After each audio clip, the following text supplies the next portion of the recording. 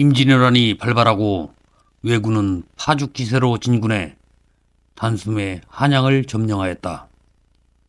그런데 도성을 함락시킨 선봉장 고니시는 충격을 받았다.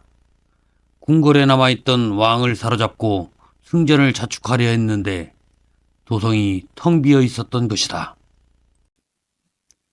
왕이 도성을 버리고 달아났으니 그간 수많은 전투를 치르고 승전을 하면 응당 해전을 당한 영주가 자결을 하거나 항복을 하였는데 이 낯선 풍경에 그가 크게 당황을 한 것이다.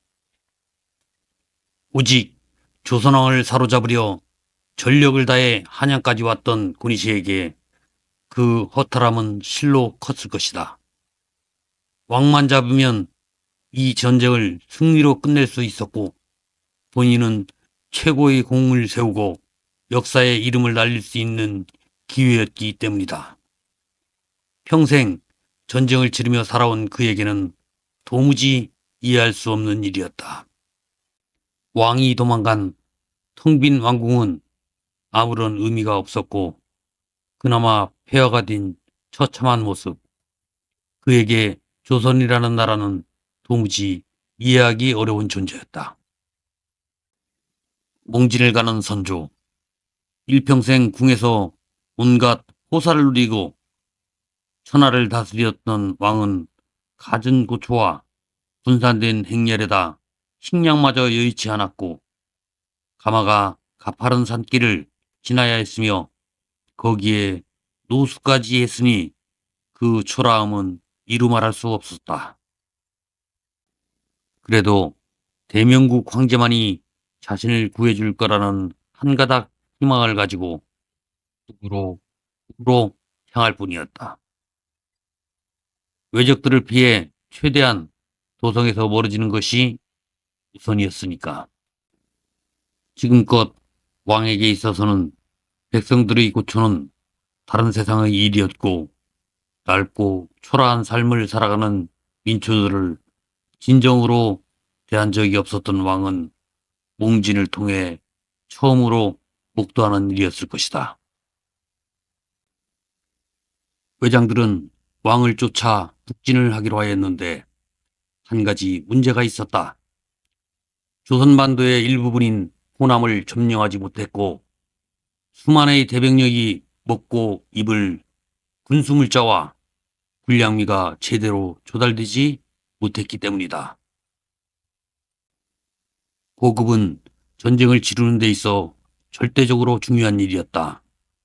개인이 각자 먹을 걸 챙기는 것도 2, 3일치 식량이 고작이었으며 그 어마어마한 물량을 육로로 이동한다는 것이 보통 어려운 것이 아니었다. 조선은 큰 산과 강을 끼고 있었고 말 수천 피를 동원해야 보급품을 운반할 수 있었는데 그것도 쉬운 일이 아니었고 가장 원활한 것이 해로를 이용할 수밖에 없었는데 전라도를 점령하지 못했고 바닷길은 아직 조선의 함대가 틀어막고 있었다. 군사들의 끼니를 해결하지 못하는 한 전쟁을 칠 수가 없는 것은 물론이거니와 그 사기에 커다란 영향을 주기에 다른 대책을 강구할 수밖에 없었다. 진군을 하자면 그 보급로가 점점 멀어지게 되고 보급부대는 진군하는 보병들을 따라잡을 수가 없기에 더 곤란한 상황에 놓이게 된다. 진군 속도를 조절하자니 전쟁이 더 길어질 것이 분명하고 속전속결을 해왔던 왜군에게는 그야말로 진퇴양난이었다. 섬나라인 일본에서는 배로 군수품을 운반, 삽시간에 적을 제압, 영주를 무릎 꿇리면 되는 일이었지만 반도인 조선에서의 보급은 그야말로 산과 산을 연신 넘나드는 곳이기에 그 어려움이 보통이 아니었음은 두말할 나위가 없었다. 조선에는 산이 유독 많았고 수없이 많은 강물과 개울들이 보급부대를 더욱 어렵게 했다.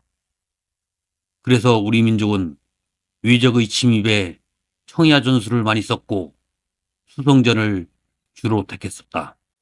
고려를 침공한 몽골군에게 무너진 것은 그들의 전략이 유효했기 때문이다. 그들은 말 두세 필에 보급품을 나누어 싣고 삽시간에 들이치는 전술을 택했기에 초반에 속절없이 당할 수밖에 없었다. 기병이 아닌 보병에게는 똑같은 전술을 택할 수는 없는 법. 왜군들은 심각한 상황에 빠지게 된 것이다. 우선 군량미를 수탈을 해서 현지 조달하는 방법이 있었으나 조선 백성들의 생활도 춘궁기를 간 넘겨 보리쌀로 간신히 연명하고 입에 풀칠할 정도로 곤궁한 상태였다. 그야말로 초근목표로 연명하던 시절이라 더 이상 쥐어짜봐야 얼마 되지 않는 수량뿐이었다. 처음에는 무자비하게 살려고 하던 왜군들이었지만 점령지 농민들을 마구잡이로 죽일 수는 없었다. 그들에게서 추수 때 식량을 확보해야 했고 또 전쟁에 이기면 응당 점령지가 그들의 영지가 될 수 있게 효유와 수탈을 조절해야만 했다. 조선은 농업의 나라였다. 농사일을 도맡아서 하는 농꾼들을 더 이상 마냥 살상할 수도 없는 지경이었기에 점령지의 노예로 부리면 그만이었다. 농민들 또한 그들의 재산이었기 때문이다. 이런 난관에 봉착한 여러 외장들이 머리를 맞대고 오는 끝에 일부는 북진을 계속하고 원로 장수인 고바야카와 다카카게에게 호남 공략을 맡기기로 했다. 고바야카와 다카카게는 도요토미 히데요시에게 많은 공적을 세워 절대적인 신임을 받는 장수였다. 호남을 점령하여 곡창지대를 손에 넣고 수군마저 격파하면 이 전쟁은 끝나는 것이나 다름없었다. 그래야만 해상으로의 군량미와 보급품을 원활하게 조달할 수가 있었기 때문이다. 왜군 제6번대 고바야카와 다카카게가 드디어 전주를 공략하기 위해 옥천 금산으로 향했다. 호남으로 가기 위해서 우선은 금산을 점령해야 했는데 우선 조선군의 저항이 만만치 않았다. 그런데 외장 고바야카와 다카카게 또한 당황스러운 사태를 맞닥뜨렸다. 왕이 도망간 상태에서 군사들이 아닌 점령지의 농민들이 농기구 대신 칼이나 창을 들고 그들과 맞섰기 때문이다. 의병이었다.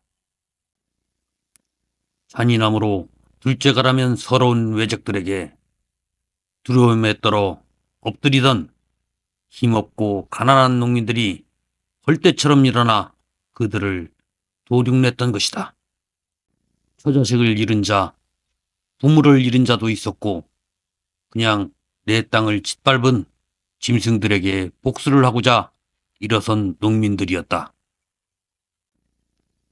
거기에 각지의 사찰에서 승려들까지 그들을 막고자 농민군과 합세하고 유격전을 벌이며 외적들에게 치명적인 공세를 펼쳤다. 일방적으로 당하던 조선군들이 조금씩 반격을 가하기 시작했다. 그 시작은 미미했으나 백성들이나 군사들에게는 사기가 오르기에 충분했고 적지 않은 자신감을 갖는 계기가 되었다. 외장 고바야카와 다카카게는 우선 금산을 점령하기로 하였다. 그래야 곡창지대로 진입할 수 있는 발판을 만들 수 있었고 전주로 갈 수 있었다. 드디어 금산성을 향해 진군하였다. 호남의 관문이 뚫리면 그야말로 조선은 모든 걸 잃게 되는 것이다. 마지막 보루인 제여권마저 잃게 되고 곡창지대마저 왜군에게 들어가게 되면 그야말로 돌이킬 수 없는 형국이 되는 것이다. 호남을 두고 최대의 격전이 시작되고 있었다.